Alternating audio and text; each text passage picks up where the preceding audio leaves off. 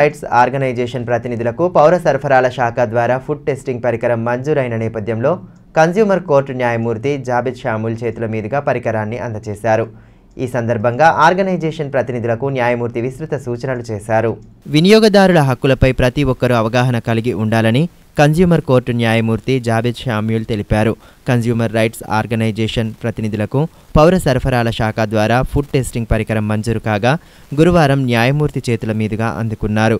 పరికరం పనితీరును అడిగి తెలుసుకుని సంఘం ప్రతినిధులకు అభినందనలు తెలియజేశారు.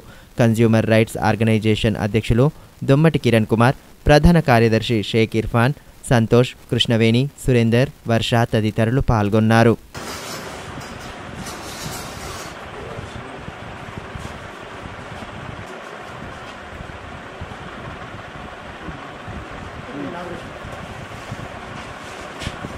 ఈ మేరకు కన్స్యూమర్ కోర్టు న్యాయమూర్తి జాబిద్ షాముల్ మాట్లాడుతూ వినియోగదారుల హక్కులపై క్షేత్రస్థాయిలో అవగాహన కల్పిస్తూ ప్రజలను చైతన్యపరచాలని సూచించారు.